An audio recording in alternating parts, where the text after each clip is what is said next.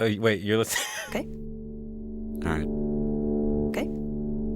All right. You're Listening to Radio Lab. For kids! Radio Lab. From WNYC. See? Yep.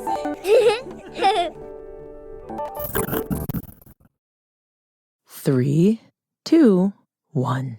Imagine that you're teeny, teeny, tiny, and you have this hard shell. But inside that hard shell is everything you need to start growing to 200 feet tall. And you are all set to be an earthling until somebody launches you, hurls you toward the moon. And you travel 250,000 miles, the farthest that any living thing has ever been. You see the far side of the moon where all there is stars. And then you start falling. Back, back, back toward the earth at faster speeds where nobody is sure if you'll survive. But when you hit the soil, You feel the warm sun, and you unfurl from your shell. you have become A moon tree. a moon tree. Yes. All right, now is the part where I make you sing the theme song with me. Terrestrials, terrestrials, we are not the worst, we are the Terrestrials. terrestrials. Yes, you got it. Terrestrials is a show where we uncover the strangeness waiting right here on planet Earth. I am your host, Lulu Miller, joined as always by my song bud, If you believe, Alan. we sent some seeds to the moon. And today we are joined by one of our favorite storytellers, one of the people who fact checks our Terrestrials episodes to make sure everything we're saying is true. Can you please introduce yourself? Hello, I'm Natalie Middleton. So it's funny that you are the person on our team who kind of certifies truth, because you are bringing us a story that sounds like science fiction, like sci-fi. Yeah. Where do we start? This whole story begins all thanks to a firefighter called Stu Smokey Russa. Ooh, Smokey is his middle name? That's his nickname, Or his nickname, yeah. Smokey. Okay, Smokey the firefighter. Originally born in Colorado in 1933, redhead, freckles, tall, kind of lanky, prankster. He was whip smart, really good at math, and he absolutely loved trees. And after high school, he got a job with the Forest Service trying to fight this fungus called blister rust. Which is a fungus that is really hard for trees to survive. So you're saying he loved them so much, his actual job was to protect them from getting sick? Yeah. And so every summer after that, he would go and fight fires. What he became was called a smoke jumper. A smoke jumper? That sounds a little scary. It's pretty dangerous. So they're jumping out of planes with a parachute, basically into the fire. Wow. Are they wearing like fireman gear, like the jacket? And It's actually kind of similar to like an astronaut suit. And at some point, as he's floating through space, he wonders what it would be like to float through space. Higher space. Outer space. So first, he learns how to fly a plane. Yes. Then he trains and becomes an astronaut. He just kind of went up higher in the sky. Okay. And one day, NASA tells him he's going to the moon. Apollo 14. And his job? He's going to be the pilot. Whoa, he's flying the spaceship? Yes. Wow, go Smokey. It's a big job. So the year is 1971. The spacecraft is all loaded up with gear and fuel, and each astronaut gets to bring with them one little bag.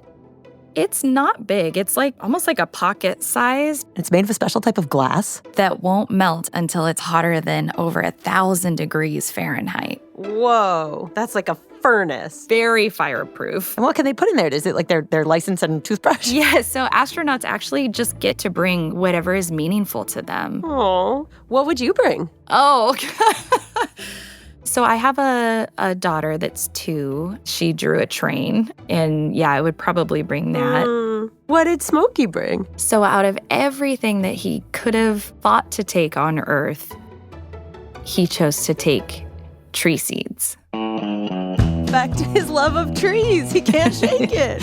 Yeah. He brought a big handful of 5 types of seeds.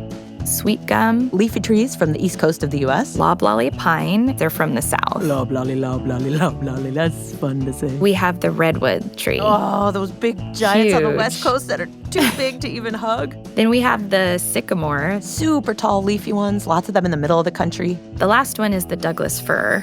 It's like a Christmas trees are often Douglas It firs, is, right? Yes. They chose trees that could be grown all across the whole entire country. Yeah. And they put them in this aluminum metal canister, very small. It fits in the palm of your hand. So 500 of these seeds fit in the palm of Smokey's hand. Wow.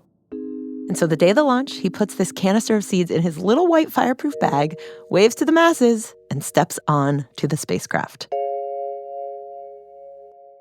From a scientific standpoint, people just didn't know what would happen to a plant or a seed if you took it up into deep space. Had no one ever taken one up before? No, so this was the first time. Huh. And he had a scientific question. What would happen if we brought another living thing up into space with us that's different than us? Would it survive? Yeah, would it survive? Would it grow differently? Would it look like a totally different kind of tree? Because as Natalie explained, they knew that space affected humans. When you're out in space, you're exposed to stronger radiation from the sun and galactic cosmic rays. And this radiation can wiggle its way into your DNA, the blueprint that tells your body how to grow and potentially warp things. Plus, the lowered gravity can weaken your bones and muscles, and oddly, because of something about how time works in space, you age just a tiny bit slower. Which I still don't really understand, but I gotta keep moving on with the story. And so Smokey and some of his fellow tree lovers at the Forest Service wondered, would space have an effect on the cells and DNA inside trees? Did he have any hypotheses on how space travel might affect growth of these trees? I looked. There's nothing that indicates what he thought except that he thought it was a cool idea. Okay, well, lucky for you, Natalie, I put the question to a bunch of children. Oh. And would you like to hear some of their answers? Yes, I would. Maybe it'd have to grow not with any water. It would probably have different needs instead of like water, maybe something else, different chemicals helping it grow. Maybe it would have to be growing on no gravity. So how would that make the tree look different? So Branches would arch and then turn into spirals. trying to go upwards a little higher because of just like the generally lower gravity on the moon. Yeah. And there's also gonna be berries, golden berries, brine berry, a brine's berry. Maybe like blue leaves. And white trunk. Ooh. And it looks like a palm tree, but It looks like a what tree? a palm tree. Oh, it's like a palm tree. But like white and gray. But inside of the coconuts is a piece from the moon. Ooh. Is it hard or soft inside? It tastes like yogurt. And probably have a little metal in it. And then at the end of them, they were like little moon, like half crescents and full crescents and stuff like that. And If you touch one, you'll start to feel like tingling in your hand. And if you give one to your animal will get this little moon shape on its forehead, and then they'll be able to like fly and stuff. Oh my God, Lulu, these are Isn't so... this amazing? I just put the question out. Isn't this great? It just catches imagination, doesn't it? It's so fitting, Lulu, because it's really thanks to a third grader that we even know about this story. Wait, what? Yeah. That story plus blast off after this short break.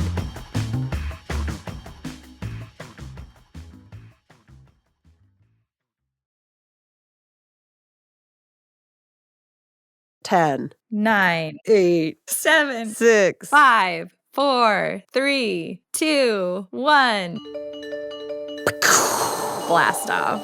Goodbye, Smokey. Goodbye. What are the other names of the other astronauts? Edgar Mitchell and Alan Shepard. Goodbye, Ed. Goodbye, Alan. Goodbye, fireproof bag full of seeds. Whee! The fuel ignites, and on the outside, the spacecraft looks pretty slow. But on the inside, everything is rattling. The metal rivets are groaning, and the seeds in the canister are bumping into each other. There's all this pressure from gravity trying to pull the spacecraft down. And then, in one instant, it severs ties from Earth. And suddenly, the seeds and the astronauts are floating in 0G. And Smokey aligns his measurements and lurches the spacecraft toward the moon.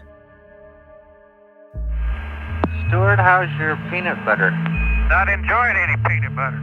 This is audio from the actual spaceflight. Incredible. This is really a wild place up here. For 4 days, they soar through space as that little moon in the sky grows bigger and bigger and bigger. It seems so close. Looks like you can just reach out and touch it. Until they are right next to it. Still, we just got word that your family's listening to you and they're outside looking up at that great big moon. I'm sure we'd all like to be up there with you. Over. And then Stu, a.k.a. Smokey, Yeah, I wish you could be. releases Alan and Ed from the spacecraft to go land on the moon. Nothing like being up to your armpits in lunar dust. They get to go walk on the moon. Yes. Lucky Alan, lucky Ed. Yeah.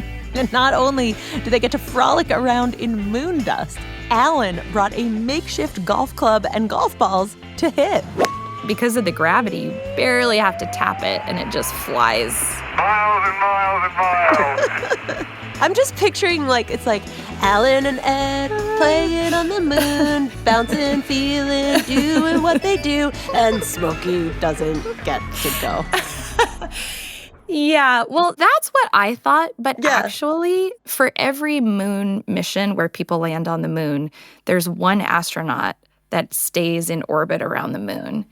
And it's a really important job because that's everybody's... It's important, but it sounds less fun. Okay, but you'll see why I say that. Mm-hmm. So the command module, so that's what Smokey is in. Stu Rusa aboard Kitty Hawk. Okay. He's going to continue to orbit around. On its 8th revolution of the moon. He's going to take pictures. He's going to do all these science experiments while he's 20th revolution of the moon. Orbiting and orbiting and orbiting. The 22nd lunar revolution, 23. Rusa still apparently asleep. I think he orbits 32nd revolution. 34th. 34 times. The moon? The moon. Wow. And what happens when you're orbiting the moon is that you end up going into the moon's shadow. Now passing over the backside of the moon. Which is called the far side of the moon. And when you do that, everything gets really dark. You can't see the sun. It's cold. The temperature drops. Things get really clammy. And then you also lose contact with everyone on Earth. We have had loss of signal with the command module Kitty Hawk. And everyone on the moon. Literally, it's Stu Smokey Rusa and these seeds in his pocket are the only living things in Yes. that corner of the world. Yeah. Okay, Natalie, you're not selling me. I'm still you're just you are the most alone person of the entire living human race. You're cold, but get this, you're also clammy and it's pitch dark. And the other guys are having fun bouncing, playing golf on the moon. So, yes, I left out the best part. So when you're going around, what happens is you suddenly see just this sheet of stars that just goes on forever and ever and ever. The astronauts that have experienced that have just plunged into that side of space that no one ever gets to see. But he can't admire the infinite void forever because he's starting to run out of gas. So he brushes by the moon, picks up Alan and Ed. Thanks, bro. Lurches the spacecraft back toward Earth. We'll see you on the other side, over. And starts dive bombing toward it, traveling at over 16,000 miles per hour until They splashed down in the Pacific Ocean under these 3 huge orange and white parachutes. So the seeds made it back to Earth. They traveled so far. And then during the decontamination process, the cleaning process, there was an extreme change in pressure, and the bag of seeds explodes. Oh, no. So the seeds just exploded all over the place. And everybody thought that they had killed them. But the show must go on.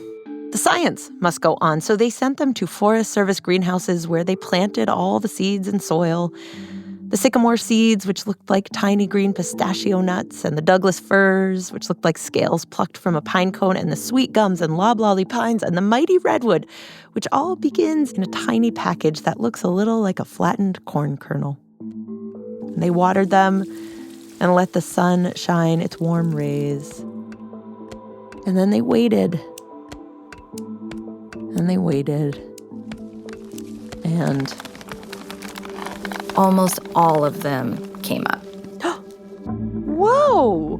And so that's how many little saplings are growing. The estimate is 420 to 450. Of the 500? Yeah. And are they seeing any difference in that growth? I think about our kids and all the hypotheses and the spiral arms and the low gravity and the crescents. Like, were they seeing any difference at first? Actually, there was no difference. At first. But trees, famously long-living, take a long time to grow, sometimes hundreds of years to reach their full height. So to continue the experiment, NASA planted the baby moon trees all over the country. There was a moon tree planted at the White House. At state capitals. At NASA centers. At a governor's mansion, a military fort. But then they also got planted in front of a junior high, at a Girl Scout camp, right outside of a cemetery. So just all of these places all over with regular people. Yeah, did anyone just get one in their yard? Yes, people really? actually did. No. Yes. Just like Diane in Nebraska or whatever. Yes, there are moon trees at private residences. Oh, cool. Yeah. The funny thing is, though, so when they would do these ceremonies, sometimes they would put a plaque in. Yeah. But other times, they would just have the ceremony and then go along their merry way. And over time, people started to forget that these were moon trees. Time presses on. The Berlin Wall falls, and the Mount St. Helens volcano erupts, and the trees keep growing, holding their secret inside. And Smokey Rusa dies, and you are born, and the moon keeps shining, and the experiment is mostly forgotten. Until one day, a little girl in Indiana notices something funny at her Girl Scout camp. A sycamore tree with a little plaque. Yeah, it just says, moon tree, 1976. Nobody remembers, even at the Girl Scout camp, what this was. So she tells her third grade class teacher, Miss Goebel, about it. Miss Goebel emails NASA. It just says, hey, NASA, dear NASA, question. Yes. Yes. So the email finds its way to Dr. Dave Williams, who's a planetary scientist at NASA, and he doesn't know. Oh. And he told me that nobody remembered. Wow. And that there was no official record of where the trees had been planted. So Dave decides NASA should go on a recovery mission of sorts, and he starts a website that basically says, if you have a moon tree or you know of a moon tree, let me know. Wow. And he started getting these emails from people who were like, hey, there's a moon tree in my plaza in my town. There's a moon tree in front of the hospital where I went. Slowly, he's collected locations of these moon trees as people have kind of rediscovered them in their own backyards. And made kind of a map? He didn't make a map. I made a map. You made a map? Yeah, it's pretty cool. Wait, really? Yeah. Cool. In my map, you can spin the Earth, and then you can click on to see what moon tree is close to you. And we have linked this on our website and right here in the episode description. Just click on Natalie's moon tree map. Here we go. And Natalie? For about 63 miles, continue straight. We're going to go find our moon tree now. Realized there was one not too far from her in California, in a town by the sea called San Luis Obispo. Cool little surfing town. I'm walking down some stairs, and I see a little creek. And it took me a while to find it. Holy cow, I found it. The plaque was very small. Like, I could see how people kind of just walk right by. And I'm going to try to hug it, see if I can get my hands around it. Oh my gosh, not even halfway around. And it smells so good.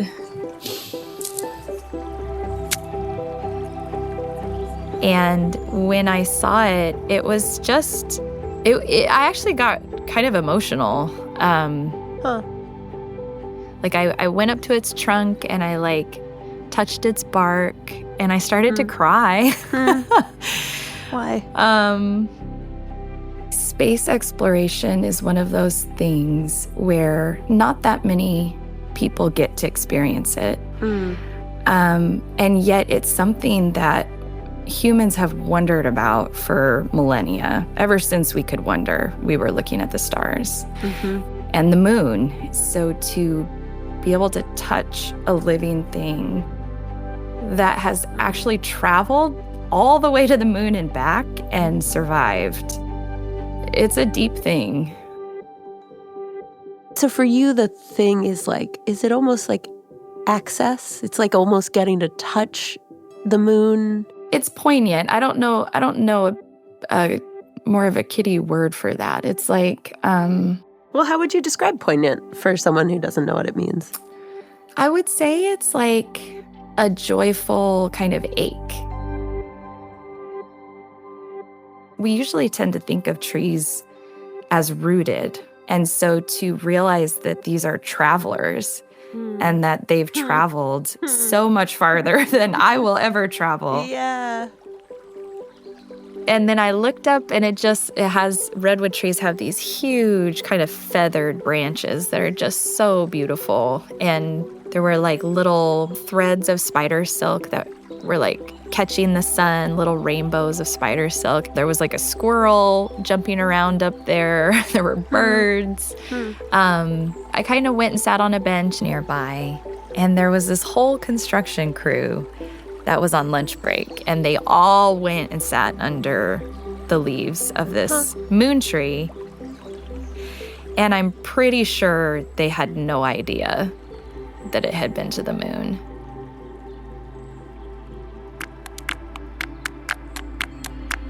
I wanna know the truth, tangled in your roots, the things you've been through that make you you. I wanna know the truth, tangled in your roots. Every leaf, every tree holds a history, tangled in the roots. Did you float through the shadows alone, surrounded by a silence that no one else knows? Tangled in the roots. Were you lost in the ocean of stars where it all fades to dark and the air goes cold? Tangled in the roots. Did you go to the dark side of the moon? Would you talk about the feeling, talk about the view? Tangled in the roots. Are you back down on the ground now, just waiting around now, humming a tune, waiting to bloom?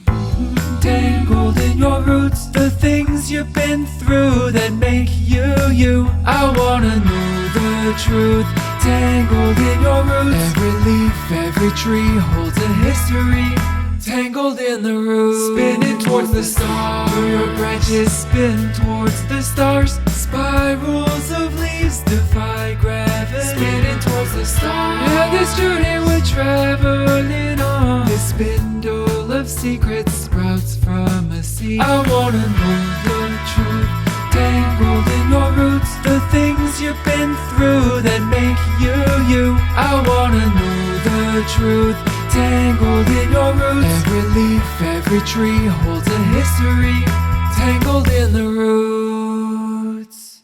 Alan Gofinski. He is a good tree. He's a great one. Anyway, also, I have some very exciting news, which is that we have acquired moon tree seeds. They are technically the seeds of moon trees, making them what NASA calls half-moon tree seeds. But they are still very cool, and we are going to have a contest to give one away. That's right.